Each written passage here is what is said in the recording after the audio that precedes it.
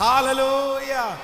இந்த 100க்கு அதிபதியே போல எல்லாரும் இன்னைக்கு சொல்ல வேண்டியது ஒண்ணு என்ன அப்படின்னா, நீர் ஒரு வார்த்தை, நீர் ஒரு வார்த்தை, நீர் ஒரு வார்த்தை. நான் எவ்வளோ பேசி பார்த்தேன் ஆண்டவரே, அங்க எதுவுமே செல்லுபடி ஆகல. நான் எவ்வளோ சொல்லி பார்த்தேன், கேட்கல. என் வார்த்தைக்கு மரியாதையே இல்லை, என் வார்த்தையை ஒரு பெரிய பொருட்டாவே எடுக்கல. ஆனா நான் நம்புறேன், நீங்க ஒரு வார்த்தை சொன்னா போதும். நீர் சொல்ல, சொல்லுங்க எல்லாருமே, நீர் சொல்ல, நீர் சொல்ல ஆகும். என்ன சூழ்நிலையா இருந்தாலும் நீர் சொல்ல, நீர் சொல்ல, நீர் சொல்ல. இன்னைக்கு நீங்க அந்த அந்த பலவீனத்தை பார்த்து ஏசப்பாட்ட சொல்லுங்க, நீ ஒரு வார்த்தை சொல்லுங்கப்பா, நீங்க ஒரு வார்த்தை சொல்லுங்கப்பா. அந்த அந்த பொண்ணை பார்த்து கத்த ஒரே ஒரு வார்த்தை தான் சொல்றாரு, தலித்தாகும் நீ, அவ்வளவுதான்.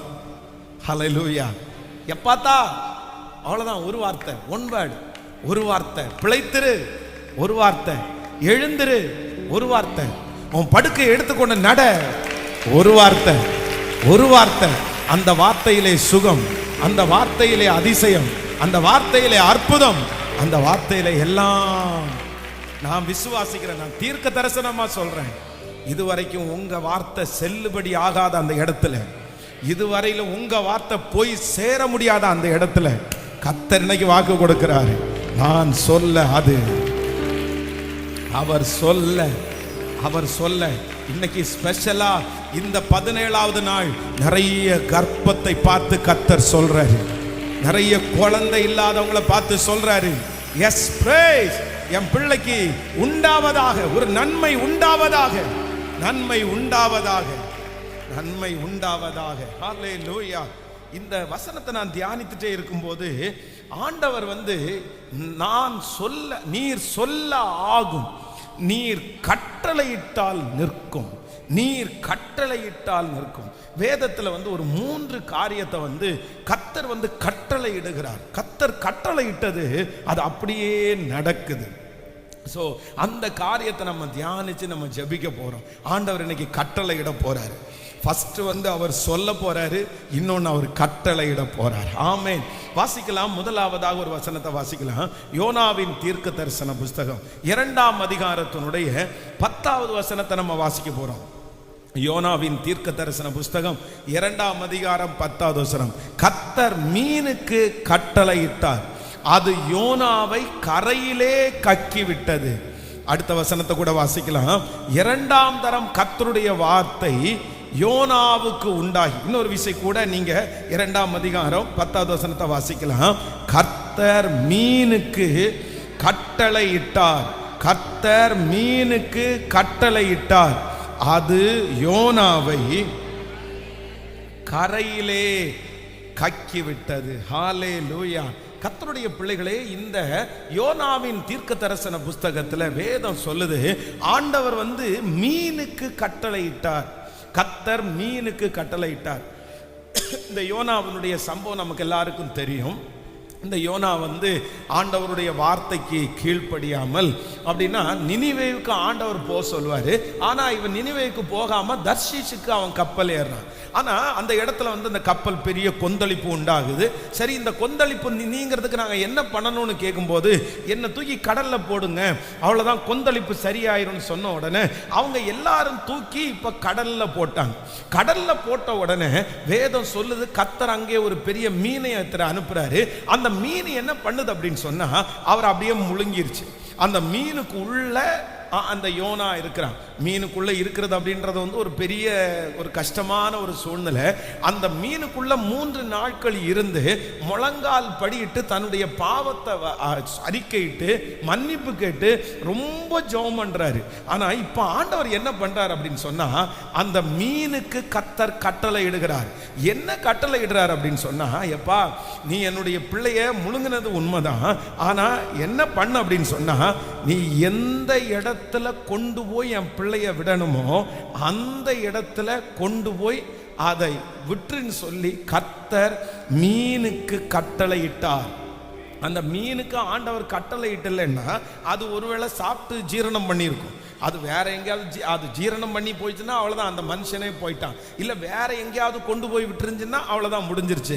ஆனால் இந்த யோனாவிற்கு மீனுக்கு ஆண்டவர் கட்டளை இட்டதுனால எந்த இடத்துல யோனா போய் நிற்கணுமோ அந்த இடத்துல அந்த யோனாவை அந்த மீன் கொண்டு போய் விட்டது.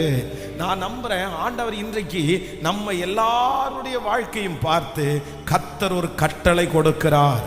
கர்த்தர் கட்டளை இடுகிறார். என்ன நடக்க போகுது அப்படின்னு சொன்னா, நீங்க நிறைய பேர் வழி மாறி போயிருக்கலாம். நீங்க நிறைய பேர் தெரியாத பாதையிலே நீங்கள் தெரிஞ்சிருக்கலாம். உங்க பாதை இல்லாம, உங்க தரிசனம் இல்லாம, உங்களுடைய எதிர்காலமே இல்லாம ஏதோ ஒரு தர்ஷிச்சுக்கு நேராக உங்களுடைய பிரயாணம் தொடர்ந்துட்டே இருக்கலாம். அந்த பிரயாணத்துல உங்களுக்கு தெரியலாம், நான் ஆண்டவருடைய சித்தத்தின்படி வரல, நான் ஆண்டவருடைய விருப்பத்தின்படி நான் வரல, நான் வழி மாறிட்டேன், நான் வழி தவறிட்டேன், நான் இப்படியே போனா என்னுடைய லெக்க நான் அடைய முடியாது. ஆனால் ஆண்டவர் இன்று கர்த்தர் கட்டளை இடுகிறார். நமக்கும் நம்முடைய பிள்ளைகளுக்கும் கர்த்தர் எந்த கப்பல் நம்மை ஓட்டி செல்லுகிறதோ, எந்த வாழ்க்கை நம்ம கொண்டு போகிறதோ, கர்த்தர் அதற்கு கட்டளை இடுகிறார். சரியான இடத்திலே நீங்கள் சீக்கிரமாய் வந்து நிற்க போகிறீர்கள்.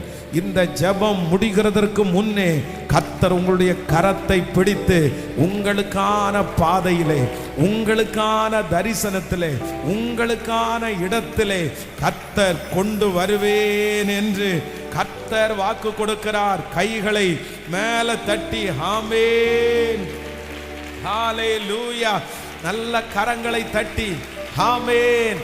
சரியான இடத்திற்கு, தேவன் நியமித்த இடத்திற்கு நீங்கள் போய் சேர்வீர்கள். உங்களுடைய இடத்திற்கு நீங்கள் போய் சேர்வீர்கள். அதற்கு கர்த்தர் வாக்கு கொடுக்கிறார். அவர் கட்டளை இடுகிறார். உங்களுடைய பிள்ளைகள் ஒருவேளை சரியான இடத்திற்கு போய் சேருவார்களா அப்படின்ற ஒரு பெரிய தயக்கம் உங்களுக்குள்ளே இருக்கலாம். நான் ஒரு சரியான இடத்துல, எனக்குரிய அந்த இடத்துல, எனக்குரிய அந்த பாதையில நான் போய் உட்காருவேனா, அதை நான் கண்டுபிடிப்பேனா? நான் நம்புறேன் இந்த 100 நாள் ஜெபம் வேற எதுக்கும் இல்லை. நீங்க நிறைய பேர் அலைஞ்சிருப்பீங்க, நீங்க நிறைய பேர் குழப்பத்தோட இருப்பீங்க, நீங்க நிறைய பேர் ஓடி ஓடி இளைத்து போயிருப்பீங்க. ஆனா இந்த ஜெபத்தினுடைய ஒரு பெரிய பலனா ஆண்டவர் என்ன பண்ண போறார்னா, உங்களுக்குரிய அந்த இடத்துல உங்க பிரயாணத்தை கர்த்தர் கொண்டு போய் கர்த்தர் நிக்க வைக்க போறாரு. ஆண்டவரே அதற்கான ஒரு வழியை கர்த்தர் பாருங்க.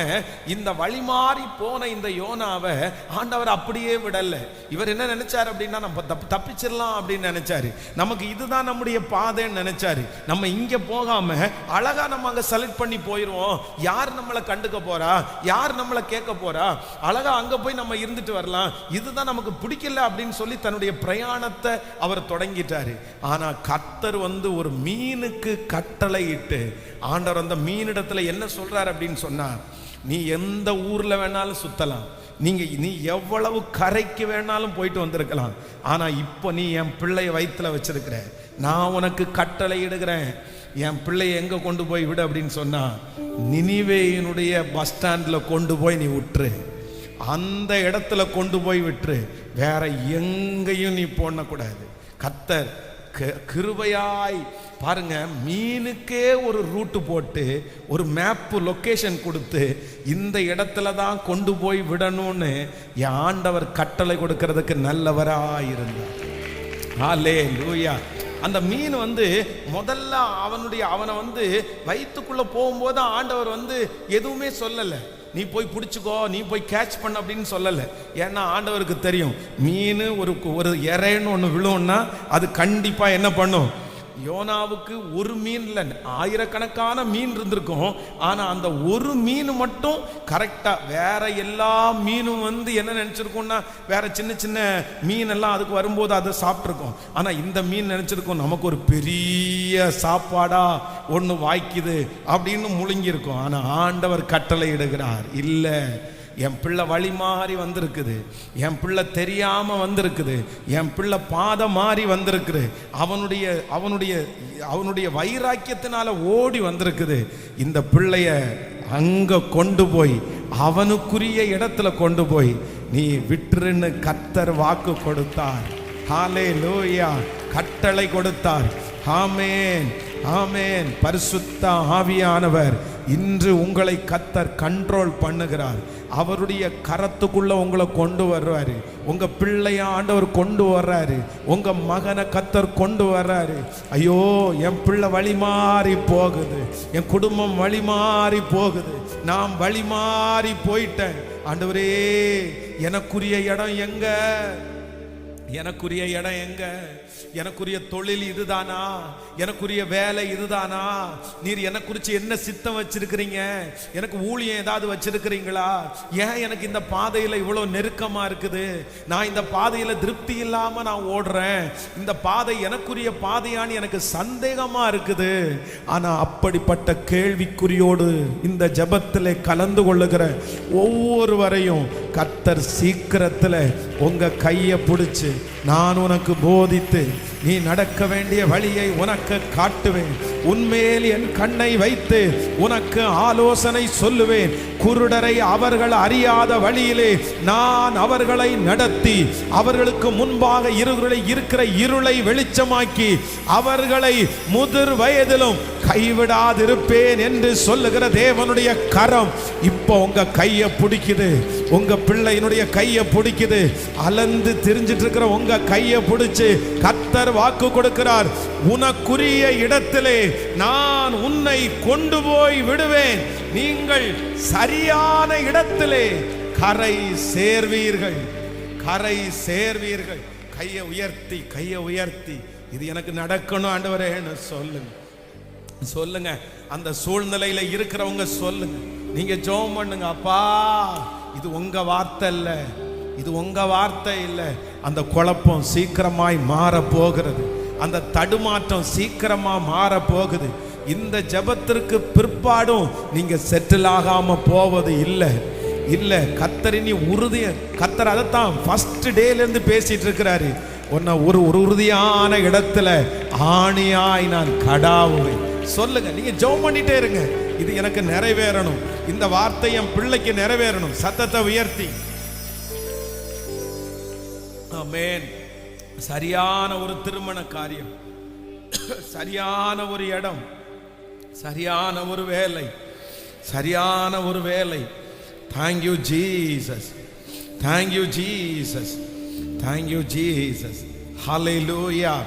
அதுவும் அந்த சூழ்நிலை அந்த மனுஷனை ரொம்ப நாள் சேதப்படுத்தாதபடி, மீனுடைய வயிற்றில் கொஞ்ச நாள் இருக்கலாம், 3 நாள் இருக்கலாம், அதுக்கு மேலே எப்படி அந்த இடத்துல இருக்க முடியும்? இருக்கவே முடியாது. ஆண்டவர் வந்து அந்த சூழ்நிலையை புரிஞ்சிட்டு அந்த மீனுக்கு கர்த்தர் கட்டளை கொடுக்கிறார். அவர் சொல்ல ஆகும், அவர் கட்டளை இட நிற்கும். ஒன்று கர்த்தர் வாக்கு கொடுக்கிறார், நான் சொல்லுவேன். இன்னொன்று நான் கட்டளை கொடுப்பேன். ஒன்று கர்த்தர் சொல்லுகிறார், நான் சொல்லுவேன். இன்னொன்று கர்த்தர் சொல்லுகிறார், நான் கட்டளை இடுவேன். ஆமென். நம்பர் 1, முதல்ல ஆண்டவர் கட்டளை இடுகிறது என்ன அப்படின்னு சொன்னா,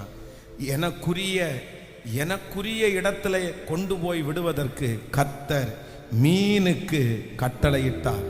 சரியான இடத்துல என்னை கொண்டு போய் விடுவதற்கு கர்த்தர் மீனுக்கு கட்டளையிட்டார். யோசேப்பு சொல்லும்போது தன் சகோதரிடத்தில் சொல்லுகிறார், நீங்களோ எனக்கு தீமை செய்ய நினைத்தீர்கள், கர்த்தரோ இன்று நடந்து வருகிறபடியே அதை நன்மையாய் முடிய பண்ணினார்.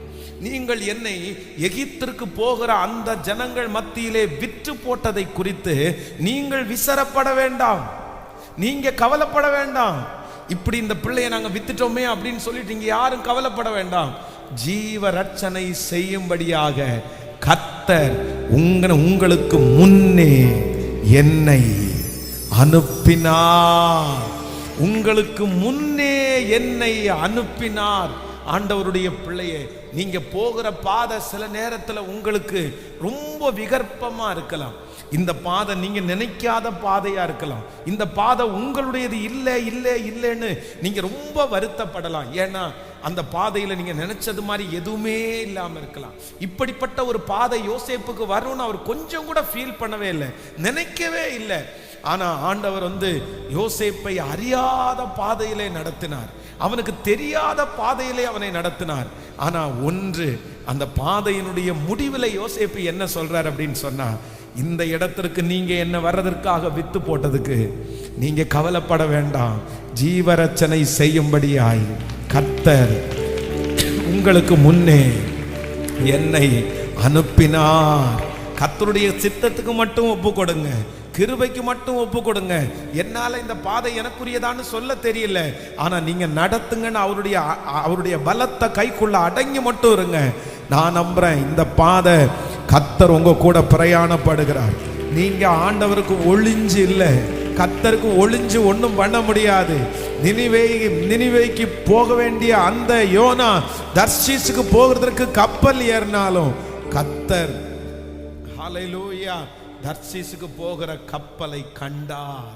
நம்பர் 1, முதலாவதாக என்னை சுமந்து கொண்டு போகிற வாழ்க்கை என்கிற மீனுக்கு கர்த்தர் கட்டளை கொடுக்கிறார்.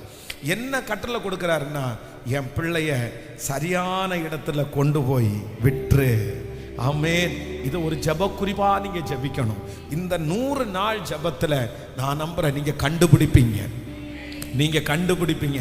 யோசேப்பு எப்படி எகிப்திற்கு என்னை கொண்டு வந்தது நல்லதுதான் கண்டுபிடிச்சாரோ, இதுதான் எனக்குரிய இடம்னு அவர் கண்டுபிடிச்சாரோ, இதுக்காக தான் ஆண்டவர் இந்த வழி வரைக்கும் என்னை கொண்டு வந்தார்னு கண்டுபிடிச்சாரோ, நான் தீர்க்க தரிசனமா சொல்றேன், கர்த்தர் உங்களை இந்த ஜெபம் முடிகிறதற்குள்ள உங்க பாதை என்ன, உங்க பிள்ளையினுடைய பாதை என்ன, கர்த்தர் கைட் பண்ணுவாரு.